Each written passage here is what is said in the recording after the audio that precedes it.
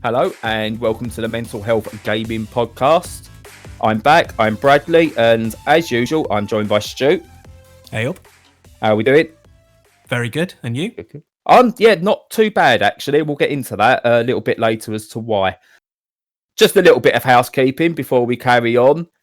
If you haven't listened to it yet, we've got a bonus cast out, and I'm using the name bonus cast now because I like that. I'm joined by a friend of mine from the States who writes for EGM and does plenty of other things. Joined me to talk about games we can play on lockdown. Really good chat we had. Look that up, it's in the playlist, and give that a listen. And yeah, that guy plays a lot of games. I believe he's still single, and he's now on lockdown on his own, so he's got no excuse not to play games. I'm a little bit jealous. There's an upside to everything. There is, yeah. Yeah, he doesn't have to lock his kids away in a room somewhere to record, which I have to. But on that, we've been playing anything other than Half-Life, Stu? Yeah, I have. So getting to the opportunity to go into VR has been sort of kind of minimal. I've been managing about an hour a day. So what I did was I had a look at the Switch sale to see what was cheap and if there was anything I wanted. And what leapt out was Mario plus Rabbids. Now, I actually bought this when it was released, and it was released like over 3 years ago. Is it that long now? It is incredible. It just scary, but and of course feels like a completely different world. But at the time, I was like, I'm enjoying it, but not enough to like have it at full price. So I sold it thinking I'll buy it when it's cheap, and for once that actually paid off. Spent about £6 on it because I had some like credit as well. It's a really fun game. So it's like a tactical RPG / strategy game. Very straightforward. I mean, if you think like the Shining Force games, or I don't know why I'm telling anyone, I bet everybody knows it by now. In case you've forgotten, because it's so long since it came out. Yeah, a bit like Final Fantasy Tactics or Shining Force. And it's a mixture of Nintendo characters, mainly from the Mario games, plus the Rabbids ones from, who is it, Ubisoft? Yes. Yeah. So what you do is it's just turn-based, and you get to use like guns as you do in a lot of these things. But obviously they have a sort of cute, nerfy Nintendo twist. Yes. You also get to like bounce on things' heads and slide at them like you would in platformers. And there are like warp tunnels and stuff as you'd expect from a Nintendo game. So it's a good blend of both. It's really, really fun. It's not very deep, easy to access. Everyone knows this already. I'm talking 3 years in the past. So, yeah, it's an XCOM light, essentially. Yeah. From I think that's the lot most people might know. It's a more modern, touch point. What was your reaction when you first heard it announced? Because I'm sure, like many, my reaction was, why on earth are they giving Mario to Ubisoft to stick with Rabbids? Are they stupid? Car crash was my initial reaction. Yeah. I was amazed when it was any cop. But that said, I mean, the Rabbids stuff is dialed down, but for me, I could have it dialed off. I could have it switched off completely. It's good that like they got them in because they were good at producing that kind of game. But I can't stand the design of them Rabbids, man. It's absolutely terrible. It's like every design mistake that, in my opinion, that you could possibly think of. Tiny eyes, ugly teeth, terrible shape, silhouettes, just awful. Everything about it, man. I just can't stand the designs. It would have been so much better for me if it was just, Mario Tactics and it was full of like Koopa Troopers and Lakitu and all that. It would have been amazing. But, you get what you're given. But I mean, I believe, and I'm sure someone who knows their history better than I do could correct me, but I believe it's the first time they've leased Mario out to a third-party developer. And then it's not in-house at all. It was completely made by Ubisoft under the Ubisoft brand and not the Nintendo brand. And yeah, it looked like it was going to be a cheap cash-in. However, I'm going to disagree with you on the Rabbids to a degree. I don't like them, but I'm going to disagree with you. I often see quite a few people go, "Oh, they've ripped off the Minions or whatever they are from the." I'm going to say Dangerous Minds film. It's not Dangerous Minds. That would be a hell of a film. That would. Despicable Me. That's the one. Despicable Me. Oh, Dangerous Minds with Minions in it. That would be an interesting mashup. but the Rabbids predate the Minions by Yeah. quite some distance, They I do. believe. Yeah, a long time. And I got what they was going with them. I think had they been introduced for the first time in Mario versus Rabbids, I think they'd be a lot more welcome. Because I think they're just the right size zany that you can see them working. But I think being under the Ubisoft banner and their original games were just shovelware crap, essentially, has just got them on. Like, people are just seeing a negative side of them anyway. I don't find them as bad as Minions, but yeah, I don't know. I don't know if it is. I still actually don't know if it would have had the charm if it was Mario versus, the Koopalings and stuff like that again. I like to see Mario break out with new characters. Yeah, I can see where you're coming from, but I still don't like it. I think that That's fine. If they'd done it in-house, they'd have created sort of similar to like Mario Sunshine. They could have done a whole raft of characters that we hadn't seen before with Nintendo charm, but still made them, irritating antagonists. But the way that the Rabbids are as irritating antagonists is like the Minions. It's like daft, dappy, wacky, and I hate wackiness. I can't stand it. So it's not for me. But luckily that doesn't impact on the gameplay whatsoever. That shows how good the game actually is, though, doesn't it? It does, yeah. On that point, though, to like an irrational dislike or something, that'd be like me with if Michael Bay just came out with the next Citizen Kane, I'd still not like it because it's Michael Bay. I wouldn't say it was an irrational dislike. I have to correct you because it's just, I suppose, there's no reality to anyone's, aesthetic choice. But I know a lot of people who you think they're funny, but I know as many people who think that they're hideous, just like with Minions. Yeah. Yeah, I don't know if it is. I don't know if it's because I saw the Minions. Like, I took my son to watch the Despicable Me film, Not Dangerous Minds. Took my son to watch that, and I watched it, and I just went, "They've ripped off Rabbids. This is crap." Yeah, and it was crap film anyway. But but I just went, "They've ripped off the Rabbids." So I kind of almost felt like I had to defend the Rabbids. Yeah. So I don't know. I haven't had a hand in designing them or anything, so it's not as if they're my baby. But yeah, I mean, again, I'm not particularly fond of them, but there you go. Yeah, but yeah, no, it's if people haven't played it, and apparently it's the biggest selling non-Nintendo game on Switch. It's sold 2 million copies, so everyone's got it. I'd be tempted to get it again. I had it physical, but I had to sell it. But I'd be tempted again to get it. Yeah, if you've not played it, or if you only played it a little bit, or you want to play it again, now's the time because it's dirt cheap. It's 15 quid for the deluxe version and only like 7.5 quid for the basic version. Yeah, I believe. Yeah. I got the cheap one. What's in the deluxe? Is there some DLC? Donkey Kong. Oh, right. Okay.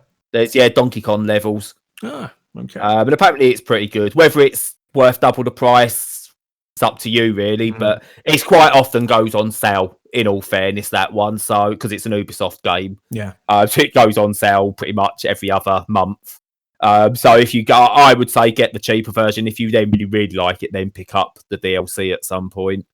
But on the other side of that, you've been playing zany Mario-based and Rabbids-based games. I've played what I'm going to consider to be the first masterpiece of the new decade, and it's an indie, unsurprisingly, but In Other Waters. Trying to describe this game is almost an impossibility, apart from saying it is an absolute masterpiece. It's not a traditional game. It's almost like I reckon it's like cartography. The game, you've got an interface and you map your way around this world using this interface. It's almost like this radar cartography machine type thing that you use, and you discover alien creatures and just slight little Metroidvania roadblocks in the way that you have to discover new creatures to learn how they work, and then use those to then find your way through these paths. It's pretty basic stuff, but you just lose yourself in this world. It's somehow the music behind it, the simple visuals, and it's like this almost like, for the most part, it's like this turquoisey style color palette to it. So it looks very faded, but at the same time, it's just pulls you in, and the music that's behind it is absolutely outstanding. Interactions are all done via little text chat boxes, and you sense character. But for something so basic, the images it was planting in my mind as I was playing it, and what I was seeing, I was playing this very simple thing. I was just taken literally to a whole new world in my mind. And it's very hard to lay down this is what you do in the game and make it sound as spectacular as it is. But if you get a chance, it's on Switch, it's on PC. I don't know what other consoles it's come out on. I got sent a Switch review code for it, but it is a masterpiece. And I know I'm a big fan of games and I will talk games up, but I don't use the word masterpiece that often. And this is what this game is. Yeah, cool. I watched a video of it, and yeah, it looks like abstract. I like occasionally playing those games that are abstract. You're like you don't have an avatar in the game. You're a abstract god figure, and you're just pushing things around, twiddling knobs and the like. And it looks like one of those. So, but the aesthetic's lovely from what I've seen. Lovely sort of green and blue color scheme, and looks pretty zen. It does, and it's weird. I mean, in a way, it's a first-person game because you are just looking at a screen, say, with sort of like knobs and dials and little pop-up screens and stuff like that. Essentially, it is almost like a very true first-person game because it's just you looking at this interface on the screen, and because there's no hint as to what that wider world is. Apart from you get the odd little sketch pop up in between chapters of what these creatures you've discovered, and they are out of this world, by the way. I think it is like you start to imagine you get like it's like reading a book. Do you know, sometimes when you're reading a proper good book, and you can almost visualize the world around you. Yeah, that game does this. It is outstanding. It is shot to the top of my on-running game of the year list above Murder by Numbers, and you know how much I like that game. Yeah, well, that's it. I'm buying it. Definitely going to get it. No, definitely try it. Again, I will caveat everything with not everyone will get the same experience. If you're the sort of person that enjoys playing FIFA and only shooting things in Call of Duty, not saying you're going to get the best out of this. It's the same as, if you enjoy reading like the Harry Potter books, you're probably not going to might not enjoy sitting down watching reading the complete works of Shakespeare, for example. So it is still taste based to a degree, but yeah, absolute masterpiece. Cool. Talking of masterpieces, I've dipped into the Bravely Default 2 demo. Describing them as a masterpiece of a series is probably a stretch, but very old school Japanese RPG in the style of the old Final Fantasy games. And I haven't played Bravely Second, even though I've got it, because I was kind of like, after the first one, which put about 80 hours in, so I was like, I need like a good few years break between them. And just as I've kind of come around to the time when I'm ready to play one, they've announced the Switch version. So I've been playing the demo of that, and yeah, it's basically more of the same for what the demo seems to hint at, which is exactly what I want. Kind of the mirror opposite of the new Final Fantasy VII remake is doing, in that it's got nothing in it that you would consider to be new. It's just all old stuff buffed up to a kind of antique-y shine with all the patina still in place. And that's kind of what I want from those kind of RPGs when I play them once every 15 years or whatever it is. So I'm really looking forward to that. Is that one on your radar at all, Brad? See, it's not. RPGs are a weird one for me. I always like the idea of them, and I try them, and then I get so far and I realise I don't understand the mechanics well enough, and I hit a brick wall, or there's too much grinding. I just don't get on with them. It's one of the reasons I'm glad Octopath Traveler is off sale now, and it's no longer on sale, because I keep looking at it going, that's beautiful. It is utterly stunning. People talk it up. I really want to play it. And I watched the Nintendo Direct, saw Bravely Default 2, and it's like watching a storybook come to life. And I want to play it, but I know at the same time, because it is that traditional, I'm not going to get what other people get out of it. Yeah, that's exactly how I feel about Animal Crossing. Looks amazing, absolutely brilliant. Reviews are sky high. I'd still hate it, but I still want to buy it. It's ridiculous. That's an interesting discussion to have at another point, but it's okay not to like the popular thing. There seems to be a school of thought where if you don't like something, you've got to shit all over it. But you can just go, do you know what? That's not for me. Bravely Default looks absolutely amazing. It's just not for me. but I want to play it because it looks so beautiful. Absolutely. I'll probably end up getting that one on cart, so I'll lend it to you if I do. Yeah, and then I can post it back. Then I can post it back after a day and go, it looks nice, but I can't do it. I hate this. Yeah, with RPGs, I've played a couple where I've got quite deep, not been able to get any further, and just gone, well, if I'm not going to do it, I don't know why I want to play it. So we talked about masterpieces. We talked about excellent games that people don't always have to like because it's not their jam. Let's talk about a bad game, and I don't talk about these often, but I'm only going to touch on this. A totally reliable delivery service. Asked for a review code for this and got it, and I really like the look of it because it looked a bit like Human Fall Flat. So I got it, tried it, and it looks like the Netto version of Human Fall Flat, unfortunately. Will people know what Netto is still? I don't know. Let's pretend they do. It's a budget supermarket before Aldi and Lidl came around. Yeah. But Aldi and Lidl have got a level of acceptability about them now. So you can't really, it's almost not right calling something like an Aldi version of something because most people are shopping at Aldi these days because they're actually really good for your fresh meat and fruit. There's a load of those brands like Our Stuff and Your Place and really cheap, horrible stuff. It's like that, isn't it?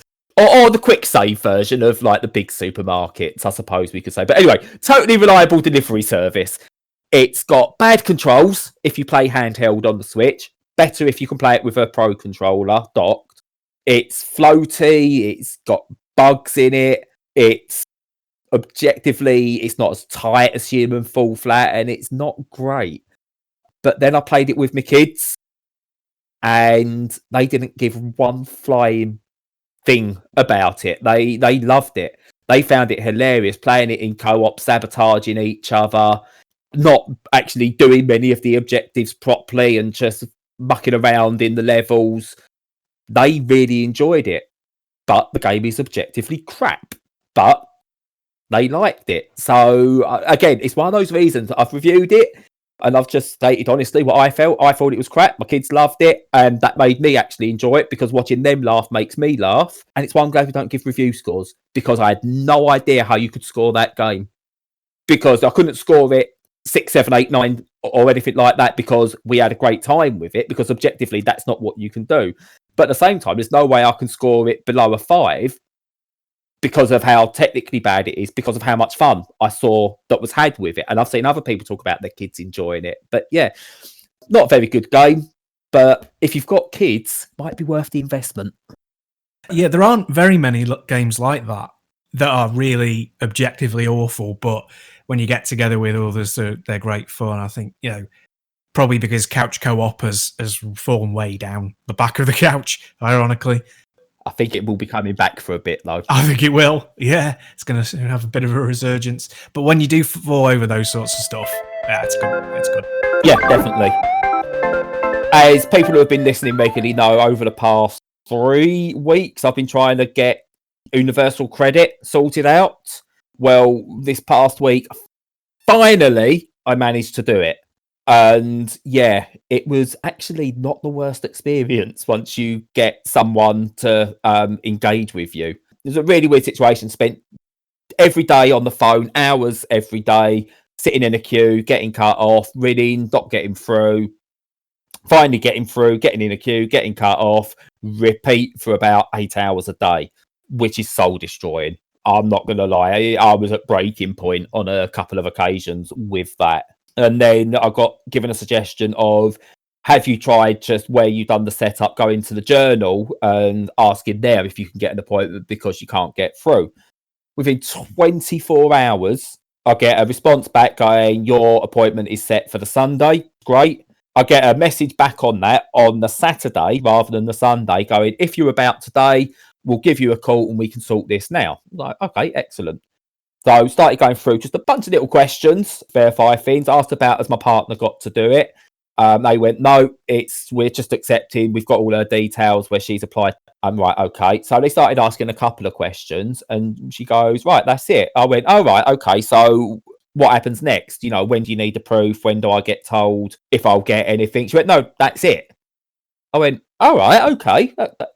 That's not right, is it? She went, no, what we're doing, because we've got so many people to work through, we're doing it based on trust at the moment. So as long as you can prove who you are, and that's why we ask for a passport number or whatever you've got for that, you've got a bank account, then that's what we're doing. We're just accepting that people aren't working. They do need this to come through, and we'll deal with it. Excellent, really good. I've been in a position over the years where I'll admit this as well, because if there's any fallout after any of this, I'm going to deal with it anyway. But I've done cash in hand jobs. I've done whatever I can to survive. I haven't gone full Jimmy Carr tax avoidance. I'm not living in luxury with an offshore account somewhere. But we've got a tiny 2-bedroom flat we can just about afford, and we do what we can to get by. So I've been worried about applying for stuff like this before. Played Havoc with me, and I've never done it. It was really weird. That Saturday, probably like lunchtime, the call finished, just after lunchtime. The relief and the weight that was lifted off my shoulders in that moment, I can't describe it. I can't describe how that actually felt. And I know there'll be people out there listening who have had that kind of relief, who know what I'm talking about. But it's that kind of thing, if you've never been in that position, where you've never been that down and that desolate at times, you can't describe how it feels when all of a sudden you aren't worrying about what you can put on the table for your children. Are you going to make your rent at the end of the month? I'm not going to lie, I threw up, I cried, and I had the most almighty headache for the rest of the day. And it was just really was going, like, I feel so good now. I feel so relieved, but by God, my head is killing me. Does that make sense? Yeah, it does. All the stress that your body's been going through, and it probably all released all at once, and it came out practically every orifice, which is quite funny. But that's a fantastic story. It's great that it worked out. I can't remember if I farted. I definitely threw up. I definitely cried, but I dare say I farted at some point. That's what human beings do. It's great that it worked out. It's a great story, and I'm sure it's reassuring to people as well who are in a similar situation, waiting for news like that. Yeah, definitely. And I'll try not to monologue as much with like kind of one of the reasons I was going to bring that up anyway, but why it kind of fits into the next bit. Because I've been scrabbling around for any little bit of work I can do. I've done design work and stuff like that, and I'll do work for, someone needs something doing. Like, I'll do it for 50 quid. And if that allows me to get some food on the table this week, I'll do it for 50 quid. Or if someone who I know will pay me half decently, I will do it. I'll do it. Yep, no worries. And to the detriment of my own mental and physical health. And there's also that fear that if I turn around and say to someone, can this wait a couple of hours, or can this wait to the morning, then they'll turn around and they won't want to use me again. And any likelihood I had getting money, that'll go away. Even got to the point where my partner's mum paid for us to go and visit her out in Spain. She lives out in the south coast of Spain. So every other year she'll pay for us to go out there rather than making regular trips like her over here and stuff. And I couldn't tell the people I worked with that I was on holiday. I was having a break. Didn't tell my partner that I'm taking my laptop in case they come through with some work and I can get the work. So I'm on holiday and I can't enjoy a holiday because I'm always waiting for a call to do work. And a little bit did come in. Not much. And it didn't take me, it was like I could do it in an evening, one of the evenings when we was just, on my partner's mum's roof terrace. So I'd done a bit of work there. It didn't take up too much holiday. But again, I've spent most of the time worrying about, I'm going to piss this person off if I say this, but I'll piss this person off if I do that. I can't win. And I felt guilty about wanting a break. And that's not right. And what a lot of people start discovering now, working from home, when you work from home, you feel compelled to never turn off. You feel compelled to always carry on working. That becomes an issue. And you can take it from someone who has been down that path, that has driven themselves incredibly insane at times with the amount of pressure they put on themselves to make sure they're always available from home to work, and apologizing if they're not at home. You've got to set boundaries. People you work for, I don't care who they are, how important they are, you need to tell them, I will work between this and this. Everything outside of that, no, this is my time. As soon as you turn around and go, yeah, no, I'll do this right now for you, it gets to the point where you feel you can't say. If you do say no, they're almost taken aback because you said yes so often, so many times before you've been there. So when you say no, they don't know how to react, and you then look at it as though, oh, they're not happy with me. So you then reverse your decision. Yeah, there's a lot of companies set up that way. I mean, it's almost inherent in capitalism, and the good companies back off from that and do well. And I think mine is one of them that did. We've always been, for a long time, agile workforce, and we can work from home. And it's just results based, so you don't get shouted at if you do sort of 5 hours of fairly heavy work and then a couple of hours where you're not really bothered. Conversely, if there's an emergency and you end up working till 10, they're not going to shower you with praise or imply that that's what you should be doing all the time. My wife's work is the opposite. They're one of those who fit exactly your model of what you were talking about. You can't do enough for them. They don't praise you. You're left kind of like, well, was that enough? Did I do right? You never give them constructive feedback. You never give them praise. This is all my impressions of what her work is like. Yeah. And being at home and doing the work makes it incredibly hard for her. And I think she's turned a corner now, seeing how ridiculous it is compared to other places. But yeah, at first they were just like, giving no proper guidance and no proper support, and it was horrible for her mental health. Definitely. And I'm not, again, I touched on it. I don't think anyone's doing it maliciously at the same time. I think people don't realise at times that other people have lives. And I know a client I had, I had a little while ago, and they turned round and they went, look, got this deadline I've got to meet. Can you get this work done for me now? I could do it, but I'm going for a meal with my family. What they didn't know at the time was I was actually out with my family. And I turned around through fear of them not liking me and going, no worries, I'll get onto this straight away. Cancelled what I was doing to go back so they could go out with their family because they needed their time. And again, I don't think it was malicious on their part, but it was at a time when I really had no self-worth. And it was at a time where I was very, very close to taking my own life. I was ready to go down that path. And I was like, no, if this person needs me, then that is the little bit of worth I need. So it actually made me feel important, but it shouldn't have. And it is scary sort of how much you almost need. It's an abuse. It is an abuse, but it's not an intentional abuse. But how much you then need it and you sort of crave it at the same time because you do get that. Thanks for that. That really helped me out. Absolutely agree with that. I think people not recognizing your time. So people who don't understand the impact that has. I think a lot of the time that's because they have a support system that is absorbing the stress. So let me explain it like this. So if there's somebody who seems like they're always online and they're always available and they don't seem to have any trouble being available, there is at least one person, and probably far more than that, who are suffering for that person's freedom. And that is very often a partner. And that means that they have to do all the housework, all the childcare, all the things that are traditionally de-emphasized as important stuff in life and not classed as proper work. Absolutely crazy.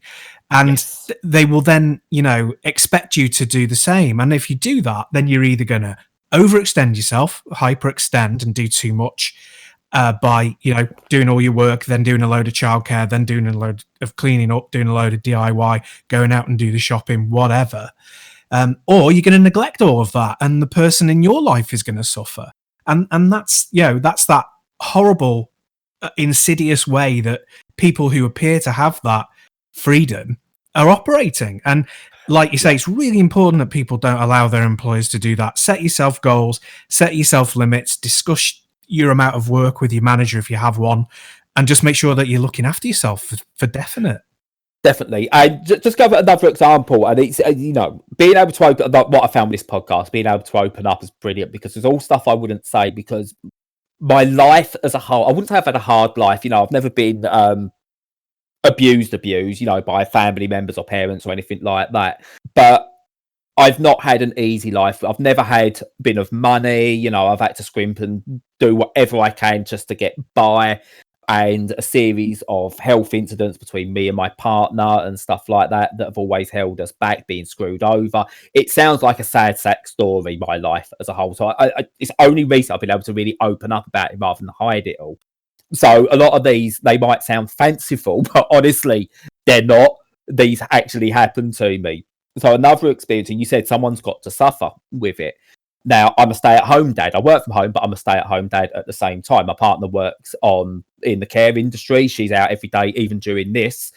And there was a client I had, again, I won't name names, and he was on at me all the time. Can you do this? Can you do this? Can you do this? Can you do this? It's like, yeah.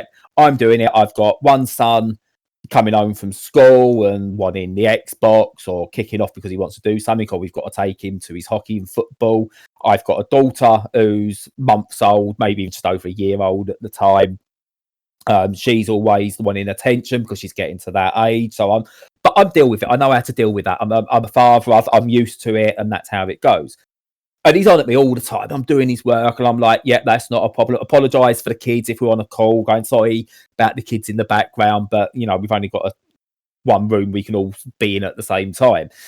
And then I remember once I was trying to get hold of him. I was like trying to message him and stuff like that. No answer, or very slow in responding. And I was trying to go, look, I need to get this done because I've got to take my son to ice hockey. He's got training. We've got to leave. So I was badgering him a little bit. I was actually getting pretty peeved off. So I was badgering him a bit. And he comes back with a response. A partner had to go to work today and we could, there was no childminder. So I've got the kids. Right. Yeah, so I'm not doing as much today. Yeah, what? I was like, but you expect me. I've always got my kids around me. You've got them for an afternoon for whatever reason because your partner's gone off to do something. That's fine. Work around that. You expect me to work around that. Why aren't you working around that? Am I doing it wrong? Am I the one who's been doing it wrong because I've got my kids with me? Or are you doing it wrong? And you start questioning yourself. You start questioning everything. But it's things like that. It's people not having that empathy level. Take my son to ice hockey, get back, and instead of eating straight away, I work to get done because then all of a sudden his kids are asleep. Mine are still hyped up because they've come back from activities, that his kids are asleep, and he then wants to chat and go through it all. Whereas I'll go, right, okay, yep, no problems, and put off eating. And again, it's that idea of self-worth. You feel that person is more important to you because they can potentially pay you and help you out of a hole. Not for much money, because that person can help you get out of a hole. You will drop everything for them, as you said, to the detriment of the other people around you. The value I put on myself, I don't value, or I never did value myself. And that is only something that's starting to change of late, being able to talk about it. If you are starting to work from home, do set those boundaries. I don't care if I'm repeating that. I would hate for anyone to feel how I felt for the past few years. Yeah. Set those boundaries. Yeah. It's also the reason I despise the idea of school homework as well, by the way, but that's, again, another discussion. Oh, I like that one. Yeah, we'll definitely have to pick that up. I 100% agree with you. If you've got a family, even if you're a single person, your boundaries are important because you need those hobbies. You need that family time. And if you want to sit around for 4 hours in the evening in your pants playing FIFA, because that's what you do to unwind, you've got to be able to do that, not worry about having to work because someone expects you to be on their beck and call. They're great stuff to talk about. Yeah. I've got another one we'll chat about next week. I'll say it now so people, if they are interested, can tune in next week, about gender identity. Not in the traditional sense. So listen next week, because that was going to be this week's subject until the suggestion came in that was triggered on Twitter for us. So I like it when people, because it allows us to know other people actually do go through similar things. And it makes it easier to talk about. It's not just you. And when you know there's others, it's easier to talk. I don't know if If I ever let you get a word in edgeways, Stu, but I don't know if you feel that when you know someone else has got similar problems, it's easier to talk about them. Definitely, and when somebody's receptive as well, that feedback that people are listening, like you say, if they pose a question, you want to leap on that question because it's good to know that your listenership are there. Oh yeah, definitely. And don't get me wrong, there'll be times where someone might suggest something, and it'll be a case of either, do you know what, I haven't got a clue, never been through that. So I don't know if I can talk about it, but then, hopefully that's a case where we can look at maybe bringing other people on and expanding what we do. But yeah, no, keep those suggestions coming in. If you've got something that you want to get off your chest or you want us to speak about, we'll do our damnedest to. That's for sure. Absolutely. But yeah, that's our show. So it's time for random words on sign off again. Yeah, I've been Bradley. I've been joined by Stu. Discord, Patreon. If you could actually give us a like and subscribe on YouTube, that'd be amazing. Be nice to get some numbers built up on that. See, I'm actually going to beg a little bit. We need the numbers. So even if you don't watch the videos on there too often, just like and subscribe. It helps us with a few other bits. Seriously, I'm not good at these sign-offs, so I'm just going to say goodbye. Goodbye.